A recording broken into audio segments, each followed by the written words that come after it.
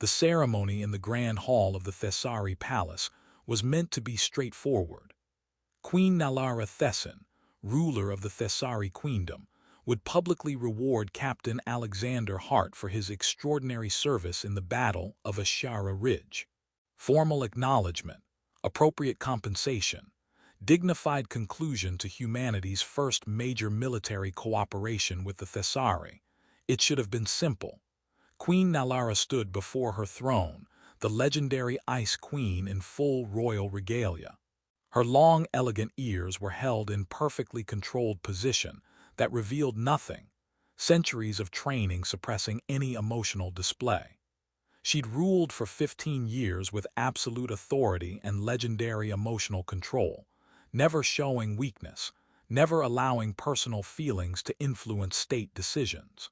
Captain Hart stood before her, uncomfortable in formal dress uniform, while thousands of Thessari nobles watched, and the ceremony was broadcast across the queendom. Nalara delivered the traditional speech acknowledging his service, his valor, his role in saving her people from Kryn invasion. Then came the offer, spoken in the formal language of ancient tradition. Captain Hart, in recognition of your extraordinary service to the Thessari queendom, I offer you reward befitting a hero. You may choose any woman from my court to be your companion, any noble lady, any warrior, any scholar. Whomever you desire shall be yours, with full honors and status appropriate to one who saved our people. Choose freely, and your choice shall be honored. It was meant to be generous. Access to Thessari nobility, women of high status who would normally be beyond a human's reach. The assumption was he'd choose carefully, politically.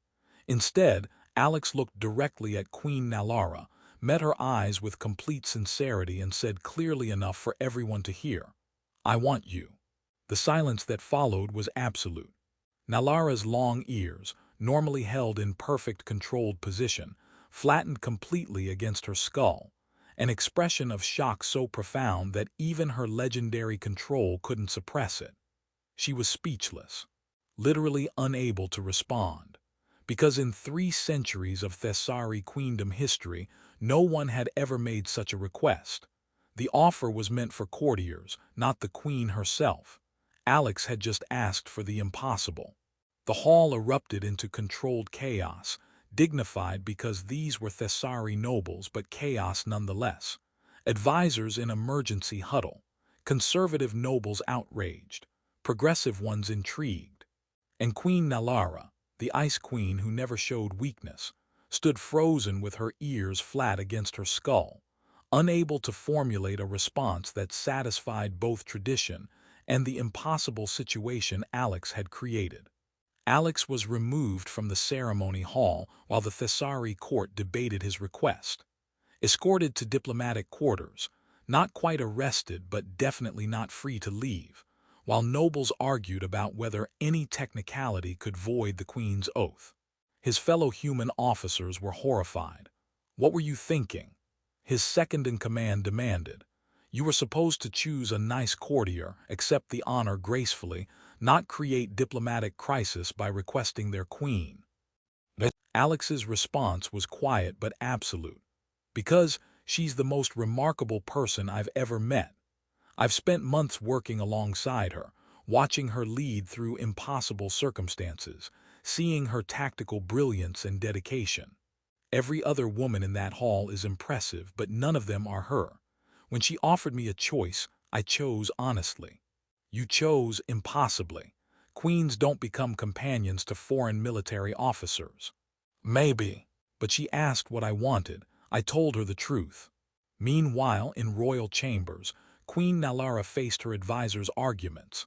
Some insisted she could void the oath. Alex's choice violated the spirit of the offer even if not the letter. Others argued that breaking royal oath, even over technicality, would set dangerous precedent undermining the queendom's entire system of binding promises. And a few, very quietly, asked what mattered most. "Your Majesty, regardless of tradition and politics, what do you want?" Nalara's ears angled in complicated expression. She'd spent her entire reign being the perfect queen, emotionally controlled, politically astute, personally sacrificing everything for her people. She'd had suitors, political marriage proposals, nobles vying for favor.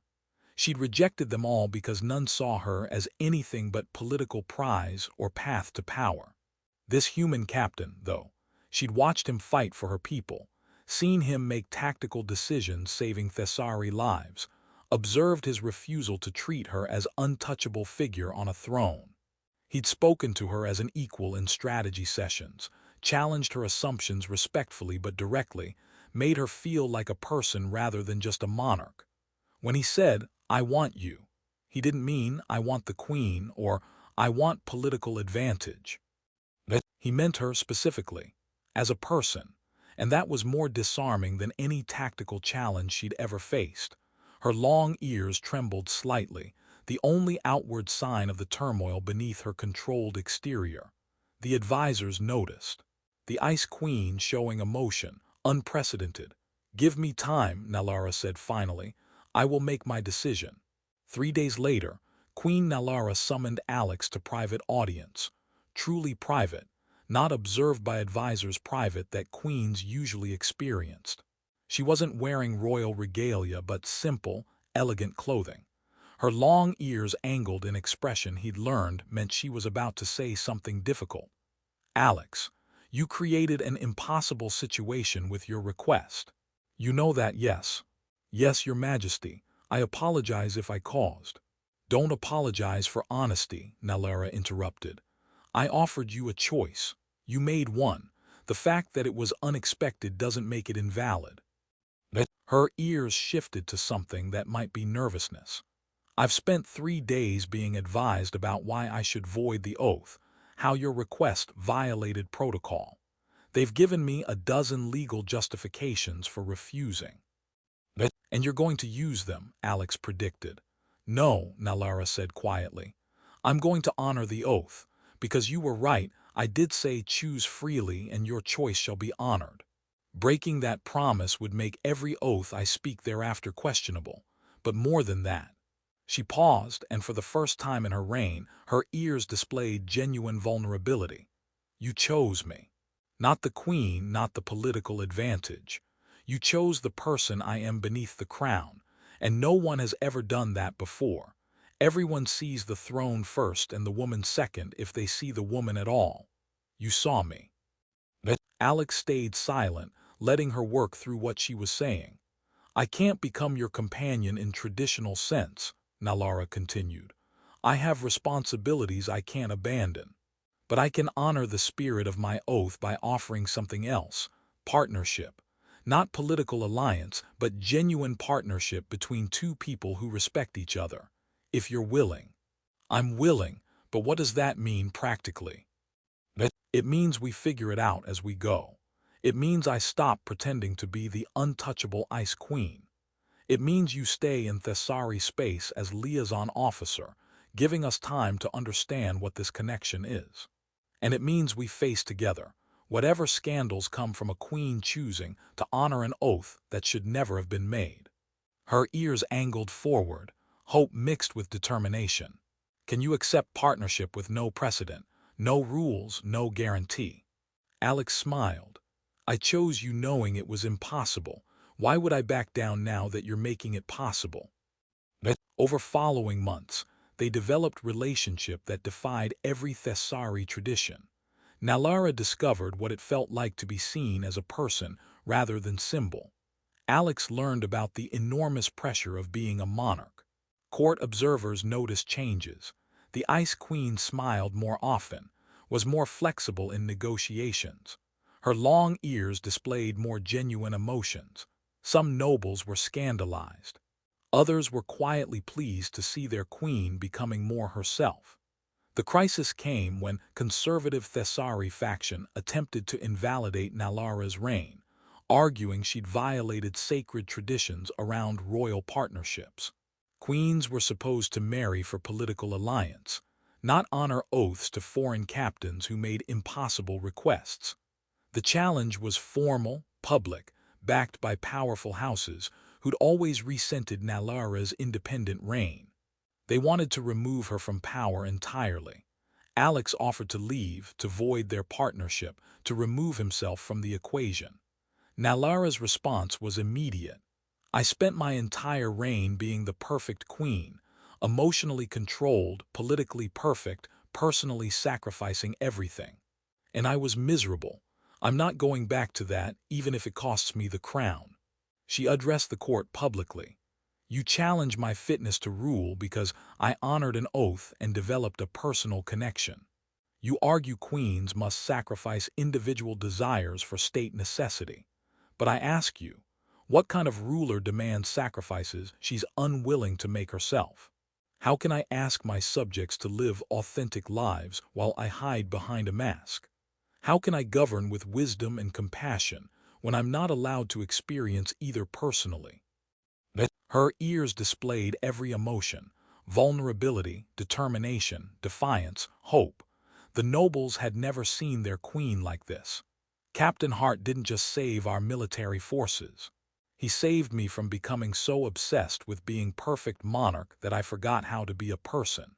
He chose me when anyone else would have chosen easier options.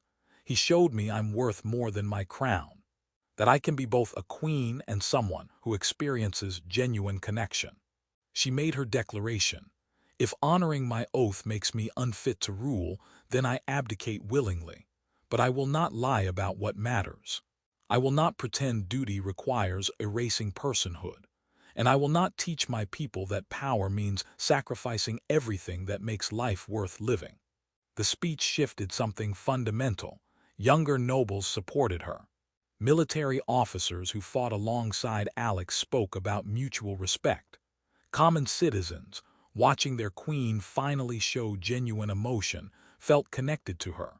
The vote wasn't unanimous, but it was decisive. Nalara retained her throne, the challenge was defeated, and Thessari tradition began evolving.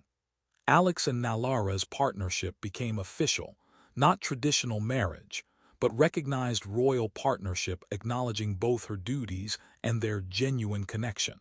Years later, when historians studied Thessari cultural evolution, they pointed to Queen Nalara's choice as the turning point. When younger Thessari asked why their queen chose a human, Nalara explained, "He could have chosen anyone from my court. Anyone who would have enhanced his status, made life easier, created political connections. Instead, he chose impossibly. He chose me.